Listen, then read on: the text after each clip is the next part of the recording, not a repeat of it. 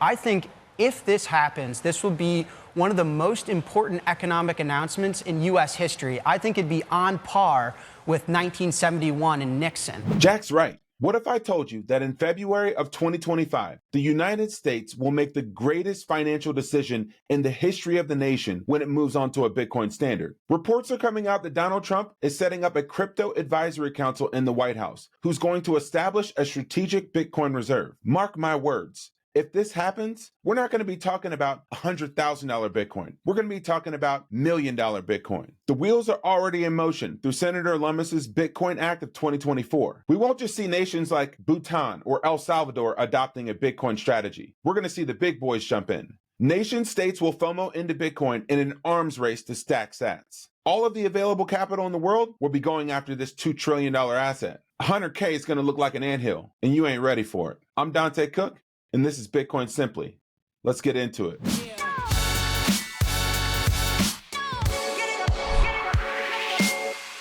We recognize other long-term stores of value and put them in strategic reserve. We have a gold strategic reserve. We have an oil strategic reserve. I think it is fitting that Bitcoin, now that is really digital gold, be included among our reserve assets. Well, when you put it like that, it makes perfect sense. The United States has been able to exert its power in the global financial markets because it's had the largest gold reserve in the world. And now it's seeking to do the same thing with Bitcoin, where it's currently the leader. Here's the plan that Senator Lummis is championing. I'm proposing in the Bitcoin Act that we purchase roughly 200,000 Bitcoin a year just by converting money we already have into Bitcoin and hold them for 20 years. If we did that with, say, 5% of all the Bitcoin that will ever exist, which is roughly 1 million Bitcoin, we could cut our debt in half in 20 years. And in the meantime, we would have an asset that's growing in value while our own dollar is decreasing in value, and thereby we could shore up the US dollar as the world's reserve currency. What that does is help us protect ourselves against inflation and protect the US dollar on the world stage. Senator Lummis lays out a 7-point plan. The plan lays out a practical framework for how Bitcoin could be custodied, how it would be transparent, how states could participate, how it would offset our debt and increase reserve earnings, and how it will protect citizens' rights to freedom. But one thing that the bill doesn't state is why it's geopolitically important. The geopolitical logic here is simple. It's go where all the money is going to go and buy it first. And so if you knew that everybody was going to move to Manhattan and you could buy 20% of Manhattan in 1650, it would be a good idea. But maybe more to the point, the British came to the New World and they grabbed the New World, and that's what created the British Empire. So the United States runs the world's reserve currency, but Bitcoin is emerging as the world's reserve capital network. If you just want to keep your money forever, everybody in the world loves that idea. I'd like to just keep my money forever. So the smartest thing for the U.S. to do is to buy up as much of that as they can. So you buy 1 million coin, that's 5% of the network. Buy 4 million coin, you got 20% of the network. Why not buy 20, 25, 30% of the network? If you buy the network, you can buy it for money which is effectively free. In fact, you could just sell the gold, swap it to Bitcoin, and then as Bitcoin becomes a 200, 300, 400 trillion dollar asset, right, you're sitting on anywhere from 40 to 80 trillion dollar gain. The global arms race that will happen as a result of this cannot be overstated. In the early 1800s, the world followed Great Britain's lead to move off of silver to a gold standard. By the early 1900s, most of the world had linked their currency to gold. Or there's another example of this happening in the space race. On October 4th, 1957, the Russians launched Sputnik 1 as the first artificial satellite to orbit Earth. The United States wouldn't be outdone and followed fast. In July of 1958, President Eisenhower signed the National Aeronautics and Space Act, which created NASA. In 1961, President Kennedy promised to put a man on the moon by the end of the decade. And on July 20th, 1969, we made it happen. The same thing played out with nuclear capabilities. In 1945, the US successfully tested the first atomic bomb. The Soviets followed fast and launched the first successful test of an atomic bomb in their country in 1949. The UK had nuclear power in 1952, France in 1960, and China in 1964. The race to buy Bitcoin will be just as frantic. Nations like China are now switching their tune up, saying it's legal to own Bitcoin these days. And there's reports out there that Saudi Arabia is next up. It's a whole different paradigm because it forces every other country in. Countries are already buying it. I've got a dear friend, the guy that actually turned me on to Bitcoin in 2013, who's in the Mideast right now. And he said he's never seen anything like it.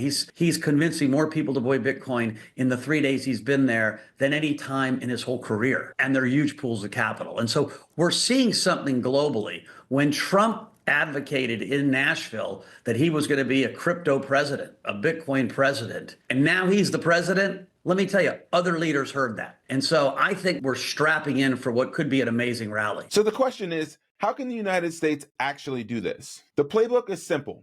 We can do two things. We can use our current gold reserves, which to my calculation is about $697 billion when priced at today's gold price, or we can simply buy Bitcoin with a money printer. Why not just print the money to buy the world's greatest asset? I mean, MicroStrategy and Marathon are essentially able to do this by borrowing at 0% rates in order to stack the hardest asset in the history of mankind. Why couldn't the US do the same thing? I mean, if a large portion of gold's value is that it's a strategic reserve currency and a store of value for sovereign nations, well, then what would happen if that same idea were true in Bitcoin? If you think about gold at what's gold, $16 trillion now? I haven't looked recently. Probably close to 16 trillion. That's 800,000 Bitcoin. And young people don't like gold. Bitcoin is their gold. Young people live in a digital world. And so as this money goes from baby boomers to younger people, there's a natural progression of out of gold into Bitcoin. And so Bitcoin should catch gold in the next 3 to 5 years, 5 to 10 years. It's hard to make these predictions. You mean the entire size of the market? Yes. So that would be 800,000 Bitcoin. And so it's not going to get there overnight. But one of the things that was holding back, not just Bitcoin, but innovation in the whole crypto sector, was a really, really aggressive SEC and U.S. government. And that's all going to change. And so I think don't underestimate, you got to give a shout out to the crypto community who has persevered, right, in small meetups. And then, hitting 100,000 is going to be a big deal. I think you and I agree that Bitcoin is more valuable than gold. It's easier to buy, easier to store, easier to secure. But there's more to securing Bitcoin than just putting it in a safe. And that's why I recommend that you learn about self-custody from the experts at thebitcoinway.com. Head over to thebitcoinway.com to schedule a free consultation with their team where they will walk you through all of the basics and the advanced skills that you need to take self-custody of your Bitcoin. They'll teach you about cybersecurity, self-custody, seed phrases, and maximizing your privacy. Schedule a free consultation with their team today at thebitcoinway.com. Over the last 15 years,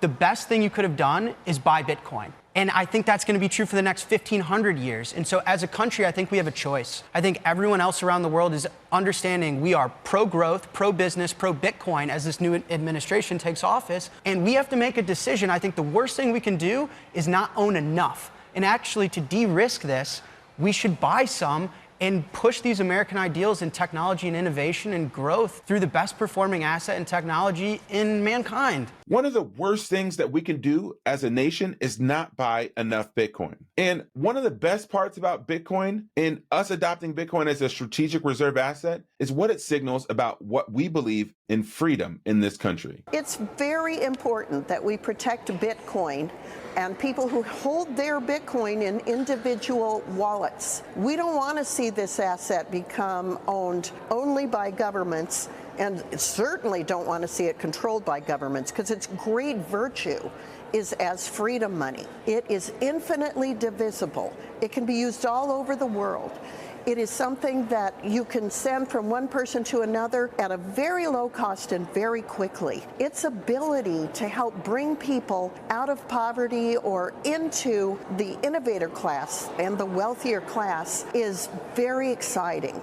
And that's why we want to protect individual property rights in Bitcoin and people's individual wallets. Right. When Bitcoin's price runs, it runs faster than you think. And when Bitcoin becomes a strategic reserve currency of the United States, FOMO from nation states all over the globe will set in. We're not ready for the trolling that'll come from Donald Trump if he's trolling anywhere at the same level as Nayib Bukele in El Salvador. One day, maybe in April of 2025, we're going to celebrate this fact. Maybe we can celebrate it together, in person, in Dallas, Texas, at the BitBlockBoom conference from April 3rd through April 6th. I'll be speaking on stage with people like Guy Swan, Bob Burnett, Marty Bent, and Parker Lewis. Your ticket will get you access to Bitcoin for beginner workshops, mining workshops, exclusive parties like parties at a Vegas casino, and much more. Get $100 off your ticket by visiting bitblockboom.com and entering the code BBB21. I look forward to seeing you there. This is Dante Cook with Bitcoin Simply. Happy stacking.